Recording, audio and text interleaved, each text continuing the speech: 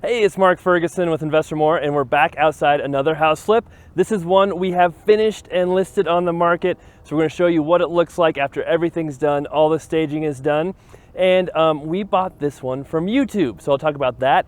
I'm also going to talk about some of the other ways that we buy houses in this video. So it won't just be a walkthrough, but we'll be talking about some educational material as well. Of course, check out investformore.com for much more information on our flips, rentals, being an agent, all of that great stuff. And we have 9 books on Amazon, and it's also Fun Car Friday. So we've got the Supra out after a brief stop at the shop. So we might talk about that too. All right, let's take a look at the house. All right, so here is the property that we bought from YouTube, and we'll talk about how that happened. And like I said, we have the Supra out after it was just in the shop for a little bit. I bought that about a year ago, but the front window stopped working. It wouldn't roll back up. And then there was some leaks and some different things. So took it in, had a couple crankcase seals replaced, had a water pump replaced, had the timing belt done, the window fixed. We fixed the front blinker, which wasn't working. Did a few other things as well. So it's running great now. Such a fun car. This house has a really ugly green mat on it. And we've asked our contractor about 3 times to get rid of it, and it's not gone yet. I really wanted to take it off myself, but it's all types of ugly under there, and I don't have like a broom or anything to do it. I don't know if it's gonna look uglier if I take it off or not, but one of the frustrating things with flipping houses is nothing ever seems to be all the way done or all the way ready, but the inside looks much better.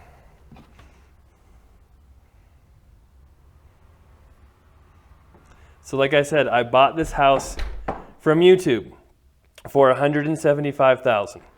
And how that happened, this is the first time it happened, is someone left a comment on one of my other videos, and they said, hey Mark, we have a house we want to sell you. You know, we don't want to use an agent. Are you interested?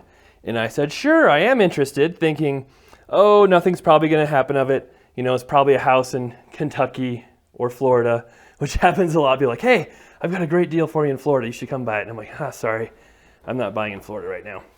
But I messaged them. They sent me an email, said, hey, yeah, it's in Greeley, where I'm at. I'm like, hey, that's fantastic.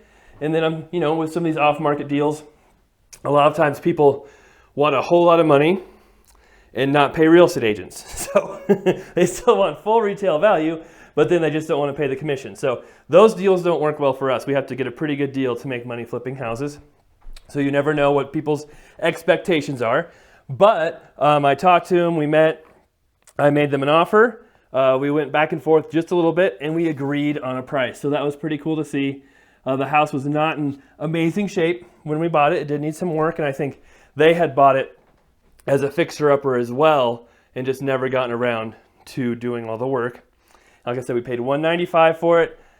I think we probably spent around $30,000 to $35,000 on the repairs, and then we'll have another $20,000 to $25,000 on selling costs, carrying costs, and closing costs, financing costs too. And we have it listed for $310,000. So it's actually listed for more than we first thought. We first thought it might sell for $290,000, $295,000, but the market has been going up again in Colorado. So, you know, you think with coronavirus and all the craziness going on, there's no way real estate can go up. Well, it is. There just simply aren't enough houses for all the people who want houses, and that's what's driving prices. So not as many people are selling houses, not as many houses are being built, which has been an ongoing problem for a long time, and that just keeps pushing prices up. So on this house, we also did a video before, which I'll link to, and talked about how we saved some money. And one of those ways was this floor. This was here before we left this floor, and I think it looks pretty decent in here, actually. We did replace windows. We did replace a bunch of the trim. We replaced doors, flooring, paint, light fixtures, the bath vanity, but a lot of things we didn't replace. And it's really easy. I talk about this all the time. Really, really easy to spend a whole lot of money repairing these houses. Like we could have easily spent $50,000 or $60,000 doing everything and still sold it for about the same price. So that doesn't make much sense. Now with this kitchen, these cabinets were all here already. They're just different colors and had different knobs. So we painted the cabinets, put on the new countertops, put on matching hardware, and boom, it looks like a new kitchen, even though it's not. So that also saved us a ton of money by doing that. All right, and over the years, we've been flipping houses for 17, 18 years, something like that. And you learn a lot of times the trick is not how much you can repair, but how much you don't need to repair.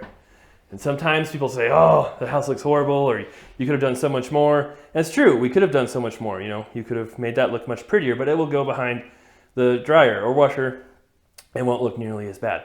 And you have to realize what's important to buyers, what's not important to buyers. And over time, we've learned a lot of different tricks and things, and we're still learning. But houses don't have to be absolutely perfect to sell. And one thing we have learned recently as well is the staging has really helped, because a lot of times when you're flipping houses, like I said, you can't make everything look perfect. And so if you have a vacant house that has some imperfections, staging can really help people realize, hey, if my furniture's in here, if I've got all my stuff in here and we're living in the house, you're not going to notice all these imperfections like you would if it's a completely vacant house where you're just looking at this room in here, with no furniture, and you're just drawn to the wall. Oh, look, there's an imperfection there. There's an imperfection in the ceiling. There's imperfections everywhere. But if you've got your furniture in here, you don't notice all of that stuff as much. So staging has really helped us with that aspect over the years. And we just had another house we listed without staging because we're using all of our staging materials on other houses, and it did not sell. And we decided to use a third-party staging company. Sold right away as soon as we added the staging. It was just crazy the difference it makes. This has a hot water boiler, hot water heat. The boiler is so ugly, but it works great. We had it checked out. Those last forever if they're maintained well. We did do a new water heater. Painted the floor and walls in here. Nothing too crazy. I also promised you I would talk about how we get our deals, so I did not forget about that. So like I said, this is the first time we bought a house from YouTube. We do also buy other houses off market. So off market means they're not listed by a real estate agent. They're not on the MLS or the multiple listing service. So we've bought houses from people who email me, who see our Instagram, our Facebook.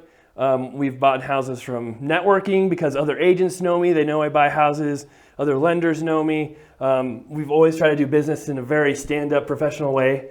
So if people are looking for someone to sell a house to, or it's a tricky situation, like we're buying one in a divorce next week that's extremely tricky and will make a good story, a lot of times they'll come to us first. They'll be like, hey, we know you've been around. We know we trust you. So are you interested in doing this deal? So we get a lot of deals that way. We do send out mailers, say, hey, we buy houses for cash. Are you interested in selling it? We haven't done some of those for a while. We need to do some more of that. We have yard signs out in most of our houses that say, hey, we buy houses. So this flip, before it was listed, had a yard sign out there saying, we buy houses. So that's another way that we buy houses. And we just bought another one last week using that technique. So they saw the house sign and called us up, and we ended up getting that one and buying it. We'll take a look outside while I continue talking.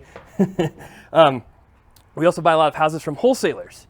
So a lot of you probably don't know exactly what a wholesaler is. I didn't even know what a wholesaler was till 5 or 6 years ago. And they're basically investors who find good deals off market, like I was just talking about, get them under contract, and then either assign the contract or sell the house in the same day to investors like me. So we buy a lot of houses from wholesalers as well. We've got a lot of resources on investformore.com that talk about wholesalers, finding wholesalers, how to do that. So just search for Invest for More and wholesalers, and you'll find a ton of information. Invest, F-O-U-R-M-O-R-E. And you can find all kinds of information on real estate by doing that too. I have hundreds of articles and videos. So we buy them from wholesalers, and then we also buy properties from the MLS. So like the multiple listing service, as I said, I'm an agent, I'm a broker. Gives me a huge advantage buying properties because I can act so fast. I make a commission when I buy properties. I save money when I sell properties because I'm an agent. We get quite a few deals that way. So we bought a number of houses from the MLS this year, as well as flips or rentals. So lots of different ways you can buy properties. for sale by owners. We bought properties that were listed on Zillow, on Craigslist, from people who are selling. Boy, I'm probably forgetting some of the other ways. Auctions, once in a while we buy auction houses. REOs are foreclosures. REO stands for real estate owned. It is a property the bank has gotten back from foreclosure and selling, but almost all of those are just listed on the MLS too, so there's not really a big difference between REOs and MLS buys. And we buy some foreclosures, but really not that many because there just aren't that many foreclosures in Colorado. So that about covers all the different ways that we buy properties. There always seem to be new ways that pop up, but we keep our options open, that's for sure.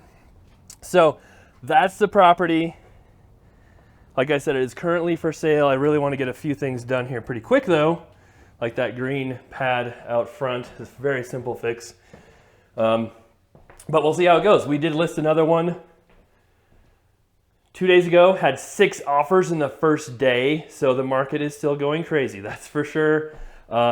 Still houses selling. That one, you know, we thought it'd be worth $325 to $320 when we bought it.